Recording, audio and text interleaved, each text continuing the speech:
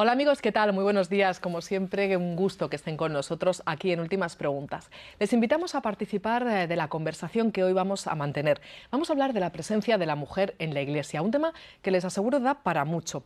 Hace algún tiempo el Papa Francisco, volviendo en uno de sus viajes apostólicos, a una serie de preguntas que le hacen los periodistas en el avión, una serie de conversaciones que allí se mantienen, él comentó, entre otras cosas, que se hacía necesaria una teología sobre las mujeres. Bueno, pues este va a ser uno de los puntos que vamos a abordar, pero lo vamos a hacer a propósito y por eso hemos invitado a quien hoy está con nosotros, la presentamos ahora mismo, María Teresa Conte. Buenos días, María Teresa. Buenos días, María Ángeles. Has estado con nosotros más veces, es un gusto de verdad. Igualmente, sí, me encanta venir, ¿eh? O sea, ya lo sabes. María Teresa Conte es experta en doctrina social de la Iglesia, en la actualidad trabaja en la Fundación Pablo VI y recientemente ha publicado, y por eso también queríamos que estuviese hoy con nosotros para hablar de este tema, un libro que se llama Las 10 cosas que el Papa Francisco propone a las mujeres. Entonces, las 10 propuestas sobre las mujeres.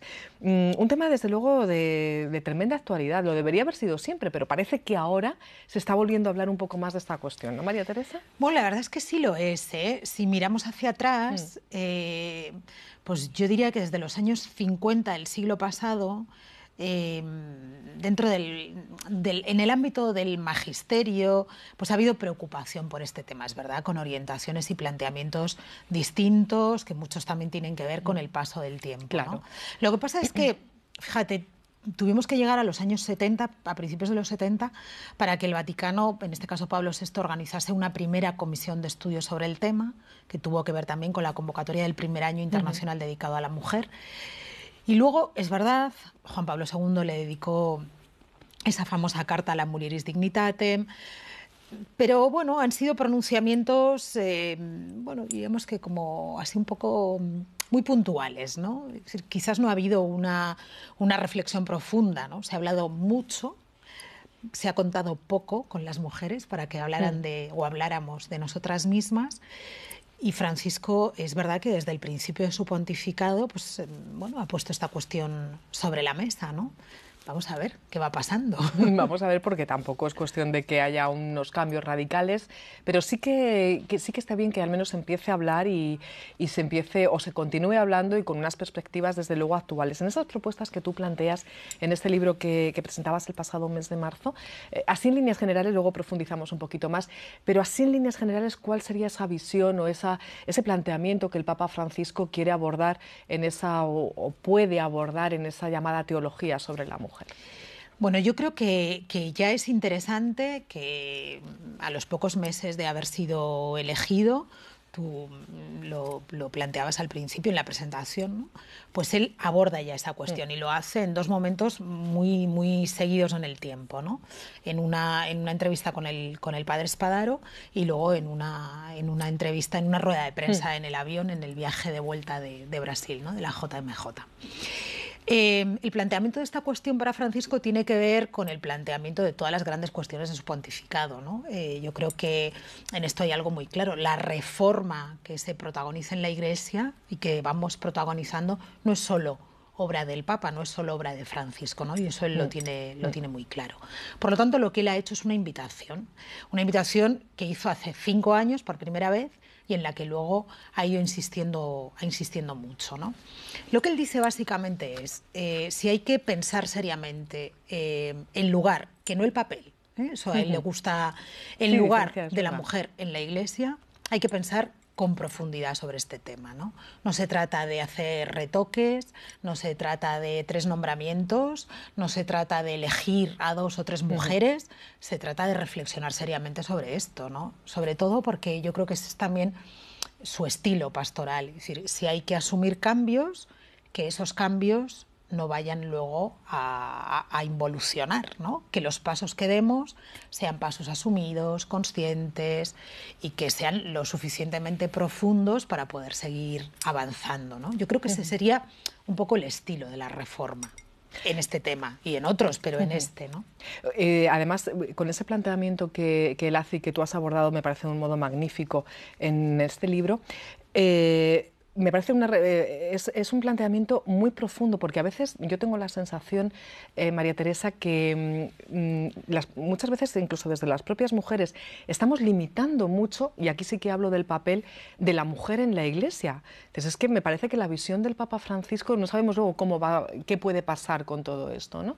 Pero la visión del Papa Francisco, o el planteamiento inicial del Papa Francisco, me parece que es mucho más amplio que el que en muchas ocasiones nosotras mismas estamos poniendo sobre el tapete. A mí me parece no sé tu opinión como digo, pero una postura muy reduccionista limitarlo, por ejemplo, a la ordenación de las mujeres, ¿no? Mira, hay cosas, quizás hay gente que se sorprenda si digo esto, ¿no? Pero voy a empezar por ahí porque también lo he dejado claro en el libro, para mí no es la cuestión. Si esto tiene que suceder, va a acabar sucediendo, ¿no? El problema es que así no se resuelve nada, me explico. Es decir, si uno de los grandes problemas, por ejemplo, que tenemos en la Iglesia y en la vida de las comunidades es el problema del clericalismo, y el Papa lo ha dicho mil veces, no lo digo yo, lo dice él, no se resuelve esa cuestión gravísima que afecta, por ejemplo, a la comprensión de la mujer, a la relación de la mujer con los sacerdotes, a la relación de la mujer con el mundo de los religiosos, no se resuelve firmando un decreto. ¿No? No se resuelve así. Y repito, si esto tuviera que llegar o tiene que llegar, llegará.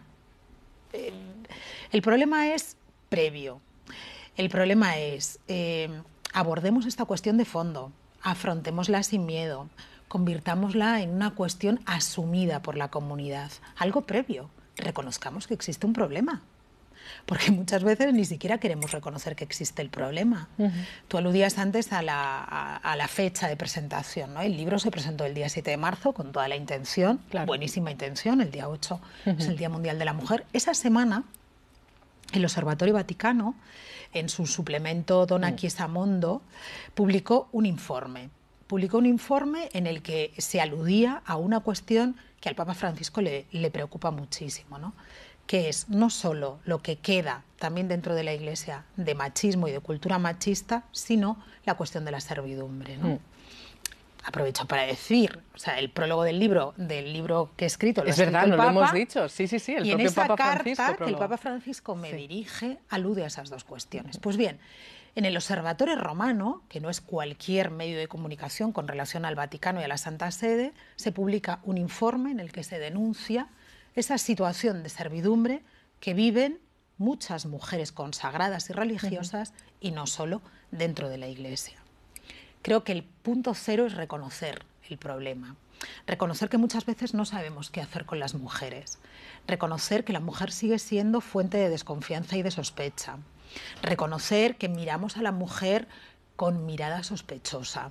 Una de las cosas que Francisco dice y que me parece muy profunda y muy interesante, y yo diría que casi eso sí que puede marcar, puede ser la vuelta de llave, ¿no? de este tema, es la necesidad de liberar a la mujer de las miradas de sospecha, ¿no?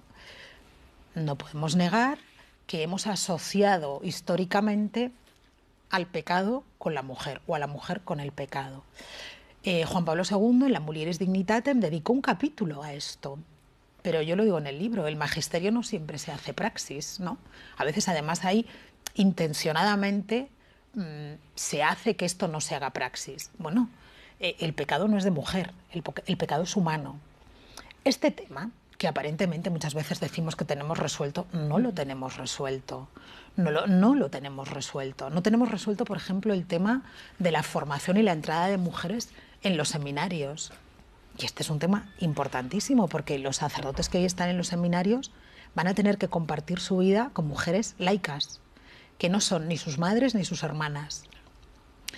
En los noviciados. Normalizar muchas cosas, ¿no? Luego está el tema de los ministerios laicales, no es ninguna tontería, el Papa lo reconoció en su encuentro con las superioras generales, ¿no? La fuente de los derechos de igualdad en la Iglesia es el bautismo. Bueno, todas estas cosas hay que pensarlas seriamente, ¿no? Pero sobre todo, digo, en primer lugar, reconocer que tenemos un problema, no pasa nada. lo tenemos. Un problema en el que yo creo que todos tenemos que intervenir y buscar propuestas, porque a veces miramos solamente al Papa o a la jerarquía, ampliándolo un poco más, pero los propios laicos, los propios seglares, creo que tenemos mucho que aportar, ¿no? Pues sí, y además es que en el fondo esta es una cuestión que yo creo que esta es una cuestión, la cuestión de la mujer es una cuestión directamente relacionada con el papel de los laicos en la Iglesia. Sí. O sea, ya no solo porque el mundo está hecho de hombres y mujeres, ¿no? Y porque se exprese como se exprese, la relacionalidad hombre-mujer es siempre una relación de complementariedad, no solo en las relaciones conyugales, en cualquier relación humana, ¿no? En todas las relaciones. Este tema es un tema que tiene que ver fundamentalmente con el papel de los laicos. Y probablemente es un tema que para que se ponga sobre la mesa con mayor notoriedad, visibilidad y transparencia, somos los laicos los que tenemos que forzarlo. Es verdad que la vida religiosa femenina o la vida consagrada femenina ha hecho mucho por este tema, muchísimo. Hay que mirar hacia atrás para agradecer todo lo que se ha hecho.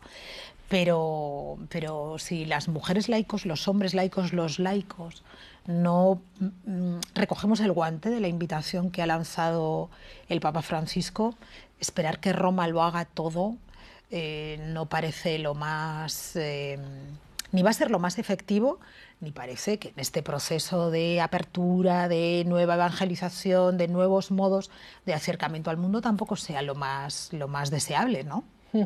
Tenemos un modelo en todas estas vueltas que le estamos dando al tema.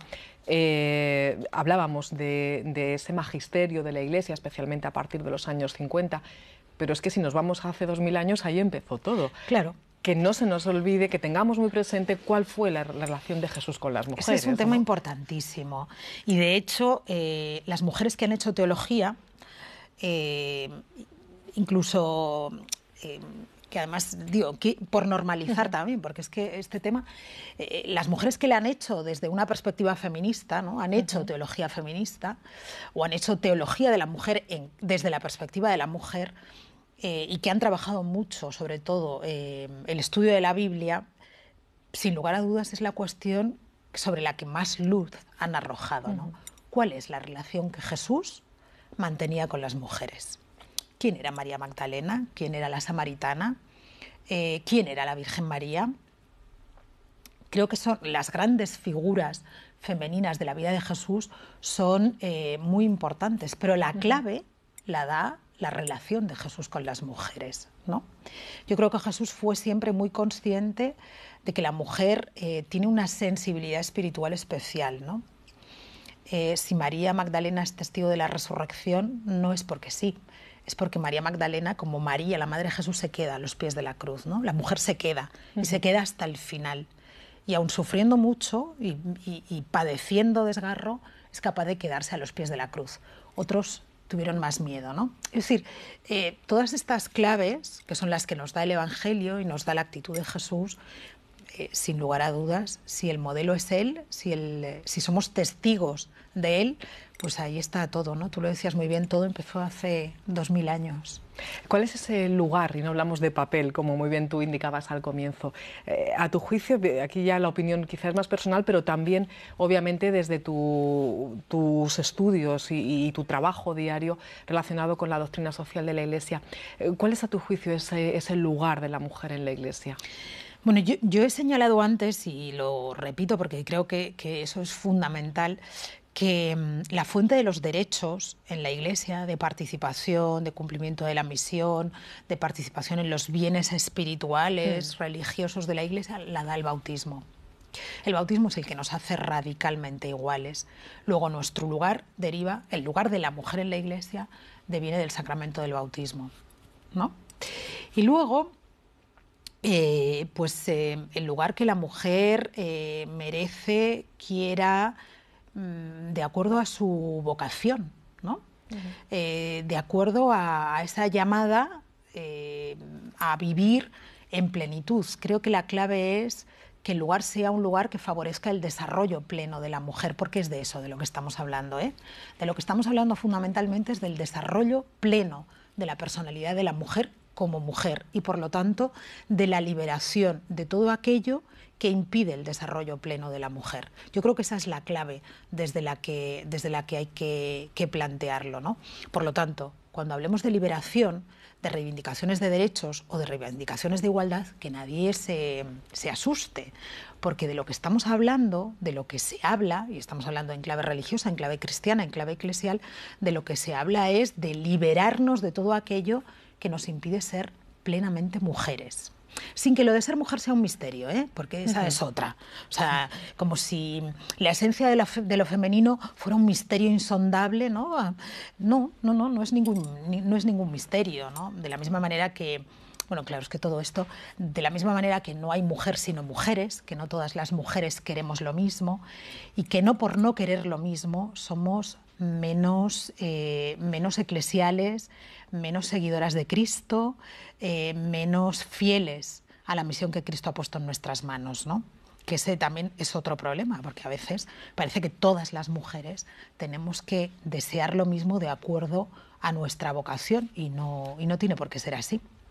El propio Papa Francisco, lo apuntabas al comienzo, escribió el prólogo de tu libro en una carta preciosa que te dirige. ¿Qué sensación? Bueno, recomendamos leer el libro y, por supuesto, empezar por el prólogo. Pero así, ¿qué sensación te dio a ti? Bueno, fue un regalo, siempre, Sí, ¿no? siempre lo he dicho, ¿no? Fue un regalo. A mí, cuando Ediciones Claretianas me encarga, el director de Publicaciones Claretianas, Fernando Prado, me encarga este libro, que forma parte de una colección, pues me hace una propuesta, ¿no? Yo ya lo he dicho, pues al principio dije, Dios santo, ¿no? Qué marrón, si se me permite la expresión. Claro. Luego, en el propio introducción, lo cuento, ¿no? Tuve la tentación de abandonar, pero no lo hice. Y al final me encontré con este regalo, ¿no? Con lo cual era algo que yo no acepté porque sabía que iba a pasar esto y ni siquiera lo supe mientras estaba escribiendo el libro. Tardé mucho en saberlo y me enteré pues pocos días antes de que muy pocas horas, yo creo, antes de que el libro fuera a la imprenta, ¿no? Pues un regalo. La verdad es que es un regalazo porque como todo regalo, pues es por sorpresa. Es inmerecido, porque los regalos son siempre inmerecidos, pero de algún modo, sin que haya razones encubiertas que no se pueden explicar, que no existen, porque esto es pura gratuidad, sí que es como, bueno, tiene mucho de aliciente y también tiene mucho de confirmación, ¿no? Entonces, bueno, pues lo vivo con alegría, fundamentalmente, ¿no? O sea, la verdad es que me produce mucha alegría cuando veo esa carta que está dirigida a mí, ¿no? Pues siento alegría, fundamentalmente alegría. Y hay momentos en los que digo, bueno, pues es verdad, no... O sea, hay que llegar hasta el final siempre, ¿no? Al menos hay que intentar llegar hasta el final siempre.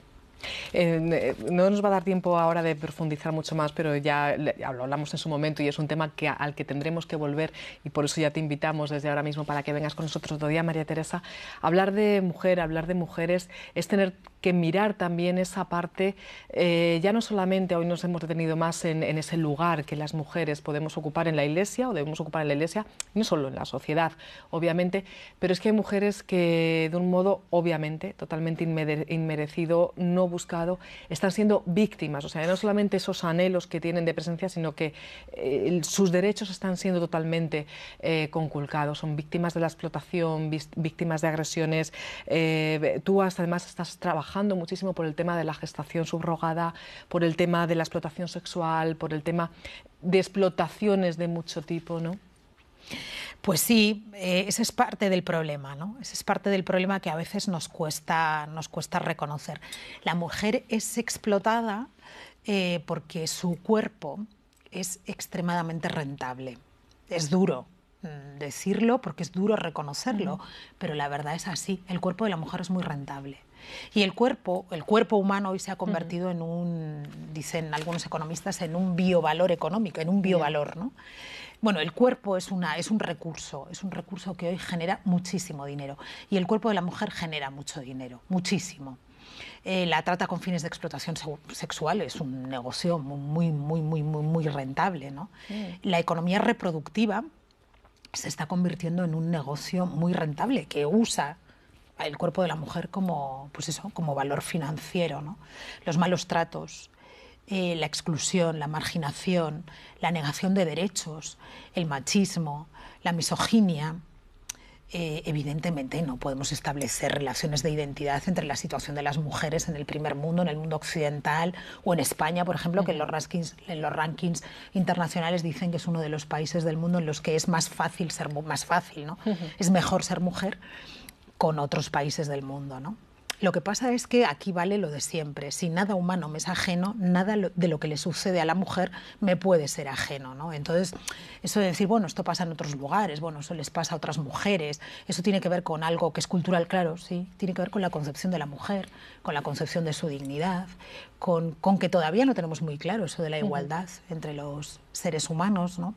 Porque los hay que son más iguales que otros, y en el caso de la mujer y el varón, pues a veces las mujeres son consideradas menos iguales. Claro, todas estas cosas forman parte de este proceso, ¿no? Por lo tanto, hay que seguir hablando de la necesidad de defender la liberación de las mujeres allí donde y cuando somos explotadas, marginadas, y verlo como algo normal que tiene que ver con el compromiso de la fe con la justicia, ¿no?